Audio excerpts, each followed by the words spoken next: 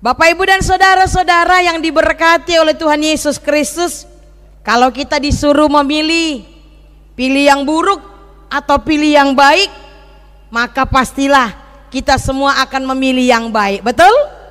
Betul? Betul ya. Bahkan kalau bisa kita akan memilih yang terbaik. Bapak, Ibu, saudara-saudara, tidak ada orang yang ingin yang buruk, apalagi yang terburuk. Jangankan dalam kehidupan nyata, dalam mimpi pun kita tidak akan mau memilih yang buruk. Nah, saudara-saudara yang diberkati oleh Tuhan Yesus Kristus, pernah lihat iklan komersil hit tidak? Kayaknya ini adanya di zaman saya ini ya. Pernah lihat atau dengar iklan hit? Kita tentu tahu ya, hit itu salah satu merek dari obat nyamuk, ya enggak? Nah, jadi di iklan komersil itu dikisahkan tentang sepasang suami istri yang pergi belanja ke sebuah supermarket. Lalu ketika mereka di lorong tempat obat nyamuk, tiba-tiba si suami bertanya kepada istrinya, "Mama, ada yang lebih baik nggak dari hit?" katanya.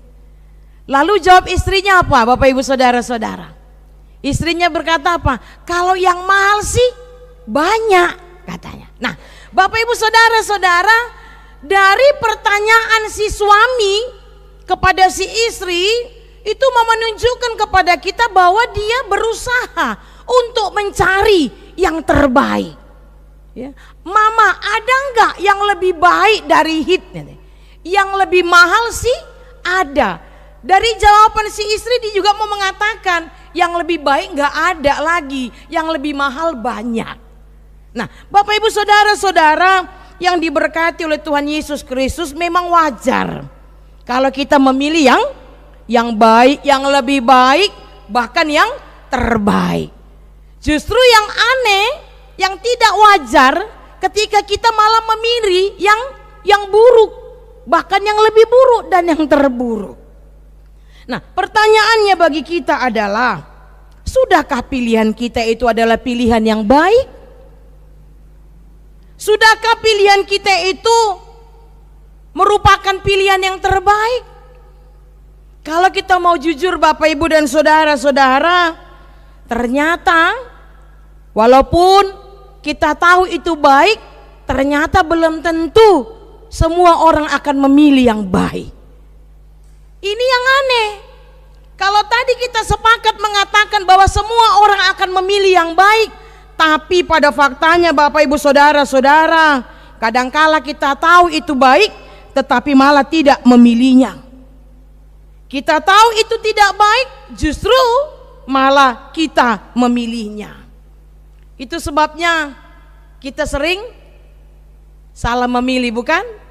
Nah, Bapak, Ibu, saudara-saudara yang diberkati oleh Tuhan Yesus Kristus, bahkan yang paling parahnya lagi adalah kita tahu itu yang baik, yang sesuai dengan kehendak Tuhan, malah tidak kita pilih. Kebalikannya, kita tahu itu tidak Tuhan kehendaki, kita tahu itu Tuhan tidak suka, malah itu yang akan kita lakukan. Nah, Bapak, Ibu, saudara-saudara yang diberkati oleh Tuhan Yesus Kristus, masih ingat enggak kenapa Tuhan meninggalkan Saul? Kita tahu melalui Samuel Tuhan sudah memilih Saul menjadi raja pertama bagi bangsa Israel. Tetapi pada akhirnya Tuhan meninggalkan dia. Kenapa? Tidak lain tidak bukan karena Saul tidak taat melakukan perintah Tuhan. Tuhan berkata kepada Saul, "Saul, tumpas habis semua bangsa Amalek. Jangan biarkan ada yang hidup." Tetapi bagaimana kenyataannya, Bapak, Ibu, saudara-saudara? Ternyata Saul tidak melakukan apa yang Tuhan perintahkan. Dia lebih memilih pikirannya sendiri, dia lebih memilih melakukan kehendaknya. Saul berpikir bahwa kehendaknya, pikirannya itu yang lebih baik. Jelas-jelas loh, Tuhan bilang, "Saul, tumpas habis semua bangsa Amalek." Itu perintah Tuhan. Mau menurut kita itu tidak baik, mau menurut kita itu tidak benar, tetapi ketika itu perintah Tuhan, maka itu harus kita lakukan. Tetapi Saul tidak melakukannya. Karena apa? Karena Saul merasa, berpikir bahwa apa yang dia lakukan itulah yang terbaik. Nangpe maralo tuhatani debata. Nah, Bapak Ibu saudara-saudara yang diberkati oleh Tuhan Yesus Kristus, malah alih-alih dia mau bertobat, malah Saul melakukan apa yang Tuhan tidak suka. Akhirnya Tuhan meninggalkan dia. Bapak Ibu saudara-saudara yang diberkati oleh Tuhan Yesus Kristus, coba kita perhatikan nas epistel yang kita baca tadi dari Yohanes 6 ayat 51 sampai dengan ayat 58. Dikatakan di sana semakin banyaklah orang yang mengikut Yesus. Dikatakan di sana amang inang na posobulung, berbondong-bondonglah orang mengikut Yesus. Yesus pergi ke tempat yang sepi, mereka ikuti. Yesus pergi ke dolok, mereka ikuti. Tetapi Bapak Ibu saudara-saudara, mengapa orang banyak itu mengikut Yesus? Apa motivasi mereka? Apa tujuan mereka? Ternyata mereka mengikut Yesus bukan karena mereka sudah percaya kepada Yesus. Mereka mengikut Yesus bukan karena mereka sudah mengenal siapa Yesus itu yang sesungguhnya, tetapi karena Yesus sudah membuat mereka kenyang. Ya. Sudah membuat mereka kenyang. Jadi Bapak Ibu saudara-saudara, dalam kehidupan kita punya, coba perhatikan. Coba sekali dua kali traktir temanmu makan. Mau makan bakso, mau tahu campur apapun itu, traktirlah temanmu sekali, dua kali, tiga kali. Pasti dia akan mengikut kamu terus. Ahap di doko kamu pasti dioloi bana. Ya, ida-ida na butong jora-jora na malenin na di bahasa Batak. Lampina solhot do diri tuhalak na burjutu iba. Nggak tahu Bapak Ibu saudara-saudara pernah ngalami seperti itu enggak? Coba try kepada temanmu, traktirlah dia sekali, dua kali, tiga kali, atau kasih apapun kepada dia, pasti besok semakin dekat dia kepadamu. Nah, itu yang terjadi kepada orang banyak tadi. Mereka mengikut Yesus karena apa? Karena Yesus sudah memberi mereka makan. Yesus sudah membuat mereka kenyang. Bukan karena mereka mengenal atau sudah percaya kepada Yesus. Bahkan Bapak Ibu saudara-saudara, dari mana kita tahu buktinya? Ayat 42 Yohanes 6, apa dikatakan di sana? Bukankah ia ini Yusuf? Bukankah ia ini Yesus anak Yusuf yang ibu bapaknya kita kenal? Bagaimana ia dapat berkata, aku telah turun dari sorga? Coba kita perhatikan Bapak Ibu saudara-saudara, statement orang banyak tersebut. Bukankah ia ini Yesus anak Yusuf? Neng dohononna hutadda doho ise ho ise amongmu isi nongmu hutadda do anak tukang hawi doho pajago-jago kok. Neng secara harafiahnya orang banyak itu mau berkata seperti itu. Bahkan Bapak Ibu saudara-saudara, setelah Yesus berkata kepada mereka bahwa Yesus adalah roti kehidupan, barang siapa makan roti ini dia tidak akan lapar lagi. Coba perhatikan bagaimana reaksi orang banyak tersebut. Tidak sedikit orang Yahudi menganggap Yesus tidak waras. Bahkan mereka bersungut-sungut. Ya, mereka bersungut-sungut, mereka marah. Bahkan dikatakan tadi di ayat berapa itu ya? Mereka sesama mereka bertengkar. Nanti sesama mereka bertengkar. Kenapa? Karena mereka tidak mengerti akan ucapan Yesus. Bagaimana ia ini dapat memberikan dagingnya kepada kita untuk dimakan? Buah sedang diatusina sida amang inang. Ketika Yesus berkata, akulah roti kehidupan. Barang siapa memakan roti ini dia tidak akan lapar lagi. Malah mereka menganggap Yesus itu tidak waras.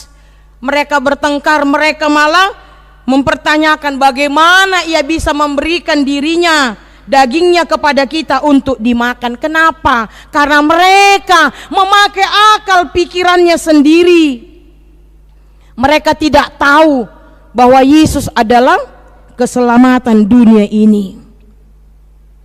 Sehingga barang siapa menerima dan percaya kepada Yesus, maka dia akan selamat. Malah kalau kita baca, Bapak Ibu dan saudara-saudara, selanjutnya mereka malah berencana untuk membunuh Yesus. Saudara-saudara, Tuhan Yesus menawarkan yang terbaik. Makanan jasmani itu tidak kekal. Tuhan Yesus menawarkan yang terbaik. Tuhan Yesus menawarkan sesuatu yang kekal. Tuhan Yesus menawarkan keselamatan, tetapi mereka malah menolaknya. Karena apa? Karena mereka tidak tahu apa yang mereka tolak. Buah sedang diboto nasida. Kenapa mereka tidak tahu?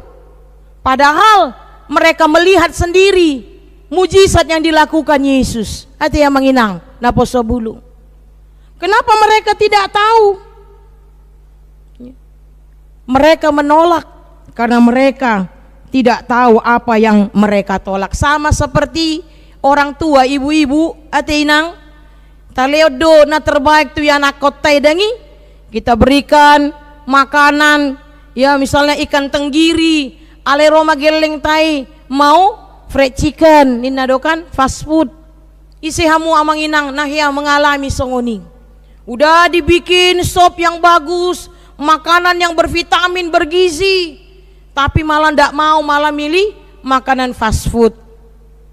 Songoni manang debata atu hita. Tuhan Yesus datang ke dunia ini, dia menawarkan keselamatan, tapi justru ditolak. Nah Bapak Ibu saudara-saudara, memang kalau kita mengandalkan kekuatan pikiran kita sendiri, maka kita tidak akan mampu untuk mengerti maksud perkataan Yesus. Hanya dengan hikmat sorgawilah, ya. Hanya dengan hikmat sorgawilah kita mampu memahami perkataan Yesus. Traya mang inang naposobulu. Bahkan kalau kita mengandalkan pikiran kita sendiri, firman Tuhan pun tidak akan mampu kita mengerti. Cobalah. Ya. Oleh karena itu Bapak Ibu saudara-saudara, jangan pernah main-main sama Tuhan. Jangan pernah coba-coba sama Tuhan. Jangan merasa diri pintar. Bapak Ibu saudara-saudara yang diberkati oleh Tuhan Yesus Kristus, ketika kita mengandalkan pikiran kita sendiri, maka semua itu akan Tuhan tutup dari kita. Mari kita perhatikan. Banyak mujizat yang sudah dilakukan oleh Yesus. Dia berkhotbah, dia menyembuhkan, bahkan dia membangkitkan yang mati. Tuhan mengadakan banyak mujizat. Dia mengajari. Tetapi Bapak Ibu saudara-saudara, mengapa mereka malah menolak Yesus? Harusnya ya, kalau kita di situ mungkin kita melihat banyak mujizat, pasti kita mengikut dia, kita pasti percaya kepada dia, ya enggak? Tetapi mereka malah menolak. Karena apa? Karena Tuhan tutup semua itu dari mereka. Kenapa Tuhan tutup? Mengapa Tuhan menutup semua itu dari mereka? Karena apa? Karena mengandalkan pikirannya. Bapak Ibu saudara-saudara, mengapa bagi dunia ini salib itu lambang kebodohan? Allah sudene ditabunio debata. Tuhan menyembunyikan semua itu dari hadapan dunia ini. Karena apa? Karena manusia kerap kali memakai akal pikirannya sendiri. Nah oleh karena itu Bapak Ibu saudara-saudara yang diberkati oleh Tuhan Yesus Kristus, bagaimana supaya kita mendapatkan hikmat dari Tuhan? Bagaimana supaya kita bisa mengerti apa yang Tuhan katakan? Mintalah hikmat dari sang sumber hikmat tersebut, yakni Tuhan. Molo neng marbisu kuamang inang na pasobulong pangido masian debata. Firman Tuhan yang berkata seperti itu. Barang siapa ingin hikmat, mintalah. Masih ingat gak apa yang diminta Salomo kepada Tuhan? Salomo, mintalah apa saja yang akan kuberikan kepadamu. Apa yang diminta Salomo? Salomo meminta hikmat. Mengapa Salomo meminta hikmat? Supaya Salomo bisa membedakan mana yang baik dan mana yang tidak baik. Salomo tidak meminta kekayaan. Oh, mungkin kita berkata, oh dia kan udah raja, udah banyak hartanya. Oh, jangan salah Mang Inang. Siapa manusia di dunia ini yang pernah berkata cukup? Ada? Tidak ada. Bagaimanapun kayanya dia, dak kiai madok ngabe ngacukup be. Oleh dia mume dak kiai. Salomo tidak meminta kekayaan, Salomo tidak meminta kesehatan, Salomo tidak meminta umur yang panjang dan lain sebagainya. Tetapi Salomo meminta hikmat dari Tuhan, dan Tuhan pun memberikan hikmat kepada Salomo. Nah, Bapak Ibu Saudara-saudara yang diberkati oleh Tuhan Yesus Kristus. Namun sekarang ini kalau kita perhatikan ya, banyak orang yang merasa pintar namun sesungguhnya dia tidak tahu apa-apa. Banyak orang merasa diri pintar padahal dia sebenarnya bodoh, ya enggak? Bahkan ada orang sudah tidak tahu tapi tidak mau dikasih tahu, malah ngeyel dengan kebenarannya sendiri, dengan pikirannya sendiri, padahal apa yang dia pikirkan itu belum tentu benar. Dan itulah yang mau dikatakan firman Tuhan pada kita pada saat ini, amang inang naposobulu. Dikatakan di sini hikmat itu mengadakan satu perjamuan. Dia menyediakan makanan, dia menyediakan anggur, dan dia suruh orang-orang diundang untuk masuk ke dalam perjamuannya.